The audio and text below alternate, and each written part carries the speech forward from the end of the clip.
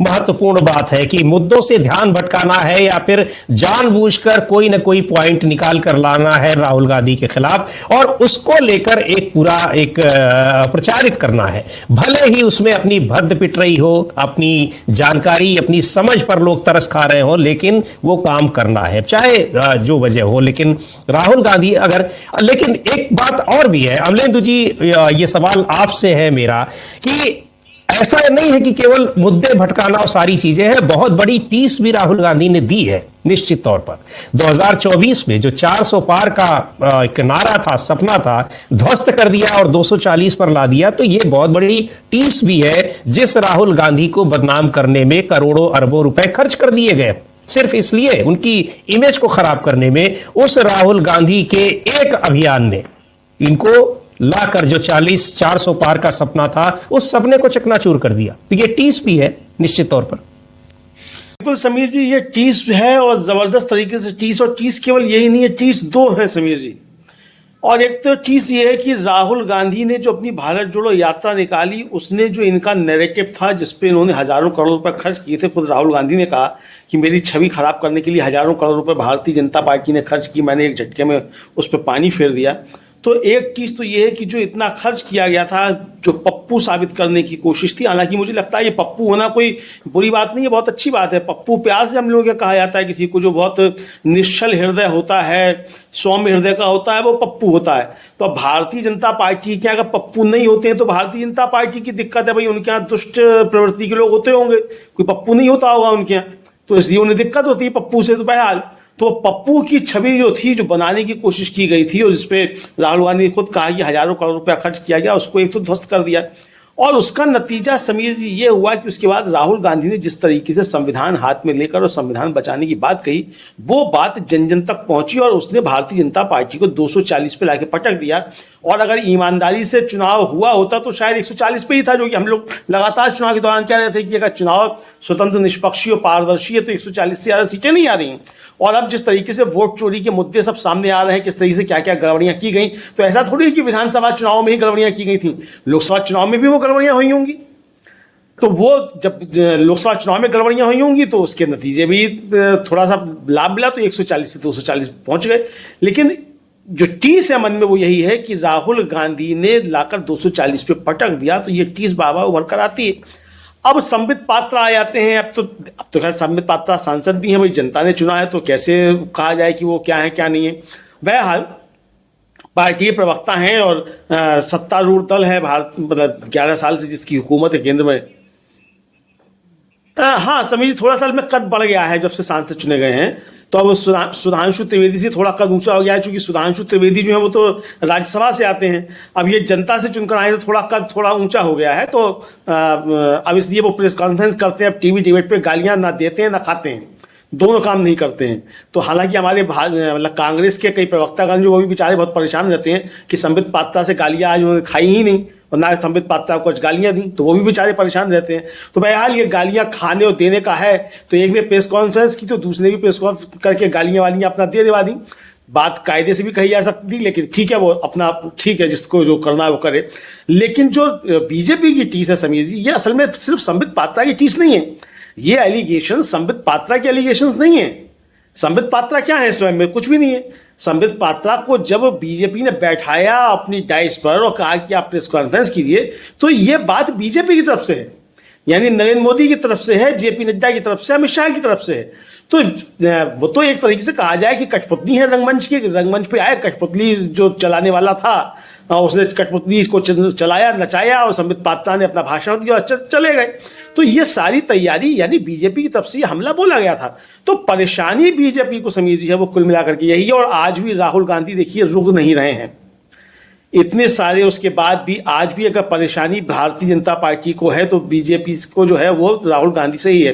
राहुल गांधी ने सिर्फ 240 पर बीजेपी को नहीं रोका, खुद ही जो थे वो कांग्रेस को डबल उसमें नहीं ले आए, संख्या जो थी 2019 के मुकाबले मतलब दोगुने लेकर नहीं आए, बल्कि राहुल गांधी के साथ चलते हुए अखिलेश यादव भी, मतलब समाजवादी पार्टी जब से बनी है ये कीर्तिमान स्थापित नहीं कर पाई थी जितनी सीटें उसने जीती हैं। मुलायम सिंह यादव जी के समय में भी इस तरीके के सीटें नहीं आई थी, तो ये उस गठबंधन का परिणाम था। मतलब राहुल गांधी जो थे पारस पत्थर साबित हुए समाजवादी पार्टी के लिए।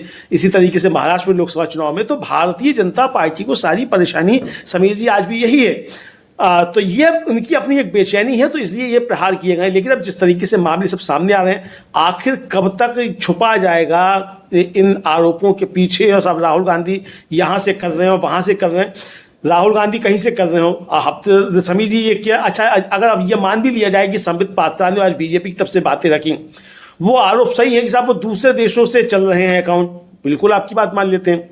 बट जब रिपोर्ट ये भी आ चुकी है कि प्रधानमंत्री नरेंद्र मोदी के आधे फॉलोअर्स फर्जी हैं ट्विटर पर, ये रिपोर्ट आ चुकी है ना, तो भाई ये तो इसकी क्या गारंटी है कि ये बीजेपी नहीं संचालित करवा रही है इन हैंडल्स को? तो आप यहां आरोप लगाने हैं भाई, अगर षड्यंत्र है और ऐसा है तो षड्यंत्र आपकी तरफ से भी तो हो सकता है ना। हम लोगों ने देखा जेएनयू के मामले, जिस दिन वो कन्हैया कुमार के ऊपर आरोप लगा कि साहब वहां नारे लगे, टुकड़े टुकड़े और ये सब हुआ, मैंने उसी दिन लिखा था कि भाई ये बहुत दुष्ट प्रवृत्ति के लोग हैं, ये कुछ भी कर सकते हैं, इसके पीछे कुछ भी हो सकता है। तो आज तक वो नहीं आया कि कन्हैया कुमार थे कि उसमें नहीं थे, नारे वो लगाए थे, किसने लगाए थे? वो जो मफलर लगा के आए थे अपने चेहरों पे वास्ते दिखाई नहीं पड़े। तो ये जो षड्यंत्रकारी राजनीति होती है उसमें कई स्तर पर चीजें चला करती हैं। तो अब ये कहां से हो रहे हैं? अब इसी तरीके से वो ले आया गया था कि साहब वो राहुल गांधी ने जो पीपीटी दिया वो तो जो था वो बांग्लादेश का यानी क्या म्यांमार का, उस पर आईपी एड्रेस आ रहा था। अरे भाई आजकल के समय में आप अगर ले लेते हैं डायनामिक आईपी ले लेते हैं, डायनामिक आईपी हर आधे घंटे पर भी चेंज हो जाती है। तो और जिसके पास वीपीएन उसका तो चेंज होता ही, मतलब होता ही है। आप यहां बैठकर अमेरिका सेट कर देते हैं कि मैं अमेरिका से देख रहा हूं, तो बहुत सारी चीजें हैं। तो उसको अगर पकड़ा जाना चाहे कि ये कहां से चल रहा है, तो उसको टेक्निकल लोग पकड़ लेंगे कि लूप में कहां से चल रहा था, लेकिन वो सामने दिखाई देगा, वो देगा। तब सुप्रिया श्रीनेत ने भी रख दिया कि भाई बीजेपी के हैंडल भी चल रहे हैं। यही बात है कि राजनीतिक जो विरोध की स्तर जा चुका है। अब देखिए, आप जीमेल का इस्तेमाल करते हैं, जीमेल का डाटा सेंटर कहां है? अमेरिका में है। AWS सबसे बड़ा जो है वो डाटा सेंटर है समीर जी, उसमें आउटरीच आया था, ट्विटर तक बंद हो गया था। कहां है वो अमेरिका में है।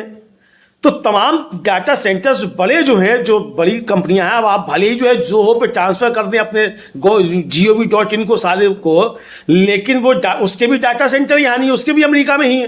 तो डाटा सेंटर सारे अमेरिका में है या चीन में है या जर्मनी में है, तो भाई आईपी एड्रेस वहां के भी दिख सकते हैं। और समीर जी ज्यादा नहीं, आप खर्च कीजिए कुछ 100-150 रुपया करीब, परमानेंट आईपी एड्रेस ले लीजिए, जहां का चाहे वहां का ले लीजिए और चलेगा आपका उसी पे, वही आपको दिखाएगा कि आपके पास ये है आईपी एड्रेस। तो ये तकनीकी चीजें हैं। चूंकि डिजिटल इंडिया तो हो गया, लेकिन भारतीय जनता पार्टी जो है और चुनाव आयोग अभी तक डिजिटल नहीं हो पा रहा है। भारतीय जनता पार्टी अगर डिजिटल हो गई होती और डिजिटल इंडिया समझ रही होती तो कहती कि भाई ये तो चीज हो सकती है, आईपी एड्रेस बदल सकते हैं। चुनाव आयोग अगर डिजिटल हो गया होता तो जो एसआईआर की लिस्ट 2002 की 2003 की जारी कर रहा है तो मशीन सर्चेबल कर देता, सर्चेबल का आप नाम से सर्च कर लीजिए। तो नहीं कर रहा, तो आप नहीं हो रहे डिजिटल, इसमें किसका है? देखिए बिल्कुल वो है, लेकिन वो वोट चोरी करने के लिए है ना, वोट चोरी करने के लिए जिसने वो आउटसोर्स कर रहे हैं कि भाई अमेरिका में बैठकर कोई करे। तो यही तो कहा जा रहा है कि भाई आप तो अमेरिका में बैठकर वोट चोरी करा रहे हैं ना, यही तो राहुल गांधी बता रहे हैं।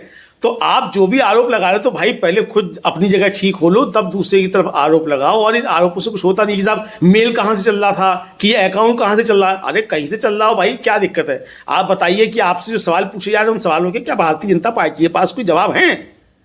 क्या वोट चोरी पर सवाल पूछेगा, उसका भारतीय जनता पार्टी के पास कोई जवाब है? तो उत्तर उसका करना होगा। तो अगर बीजेपी इन सवालों के उत्तर लेकर आ जाए तो ज्यादा अच्छा रहेगा, बाद में फिर आरोप प्रत्यारोप करते रहें।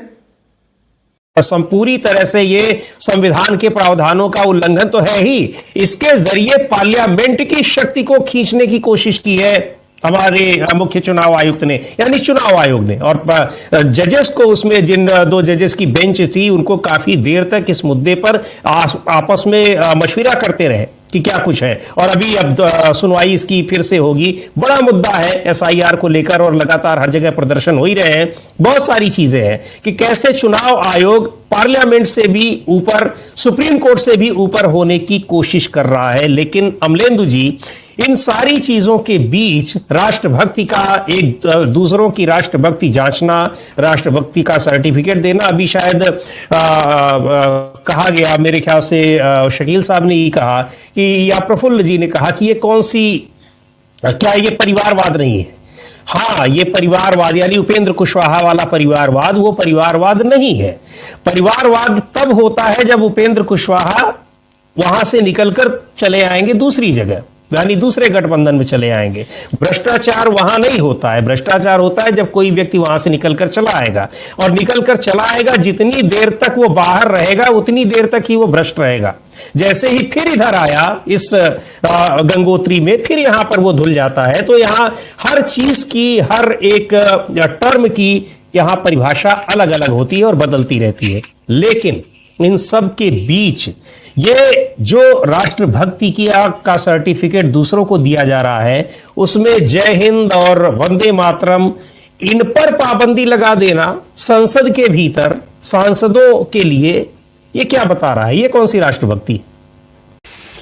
देखिए समीर जी, ये राष्ट्रभक्ति जो है, अब ये चूंकि सभापति महोदय जो हैं, उपराष्ट्रपति महोदय जो हैं, शायद उनकी तरफ से आया होगा, चूंकि इसकी खबरें आई हैं अभी, और इस पर कांग्रेस की प्रतिक्रिया भी आई है और लोगों की प्रतिक्रियाएं भी इस पर आई हैं। लेकिन ये साफ तौर पर समझा जा सकता है कि इनको हर उस शब्द से परेशानी है समीर जी, जो राष्ट्रीय आंदोलन के दौरान संघर्ष का प्रतीक था। वंदे मातरम को राष्ट्रीय आंदोलन के दौरान लोग वंदे मातरम गाते गाते, वंदे मातरम कहते कहते फांसी के तख्तों पे झूल गए। वंदे मातरम कहते कहते अंग्रेज़ों की गोलियों के शिकार हुए। जय हिंद बोलते हुए जो है लोग गोलियों के शिकार हुए।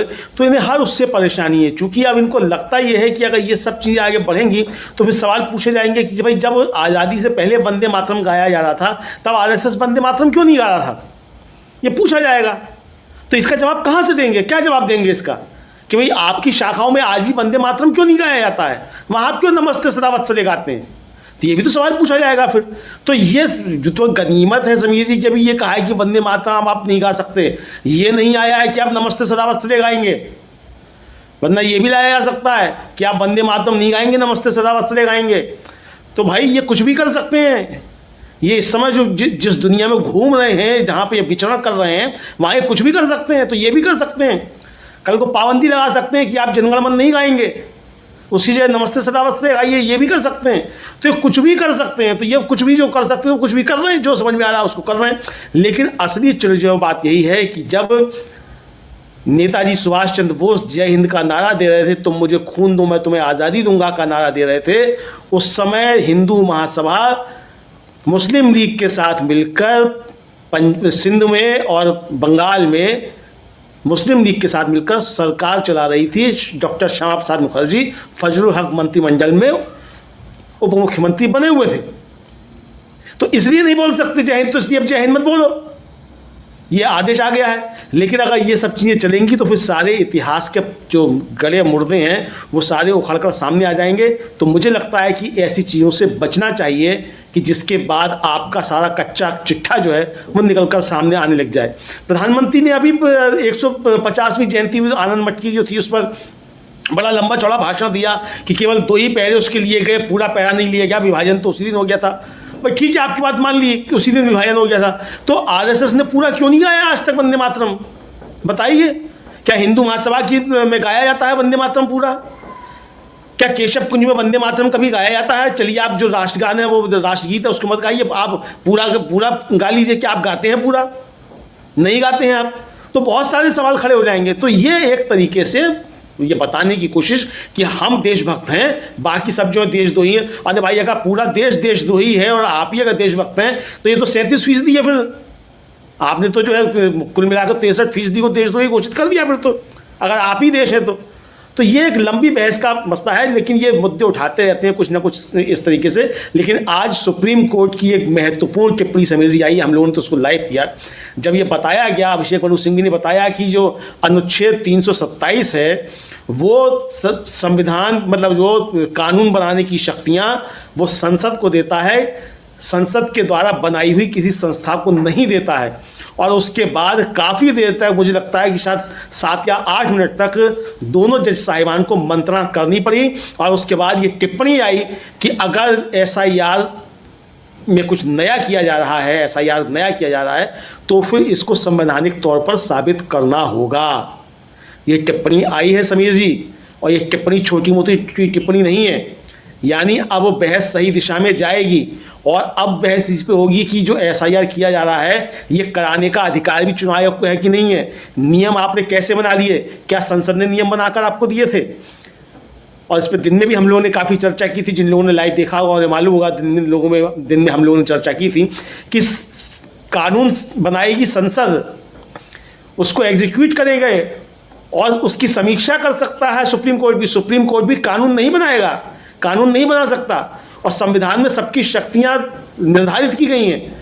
तो ये एक तरह से कहा जाए कि शक्तियों के पृथक्करण पर बात होगी, और अब यहाँ पे आ गया है। मुझे लगता है कि या तो ये अगर चुनाव आयोग को बचाना होगा तो फिर बड़ी बेंच को रेफर कर दिया जाएगा, और अगर चुनाव आयोग को बचाना नहीं होगा तो फैसला अब चुनाव आयोग के खिलाफ आएगा कि SIR असंवैधानिक है और SIR चुनाव आयोग नहीं कर सकता, चूंकि आपने जो उसमें नियम बनाए हैं वो नियम बनाने का अधिकार चुनाव आयोग को नहीं है। ये काम संसद का है, संसद ने जो नियम बना कर दिए हैं उस पर चुनाव आयोग को काम करना होगा। समीर जी,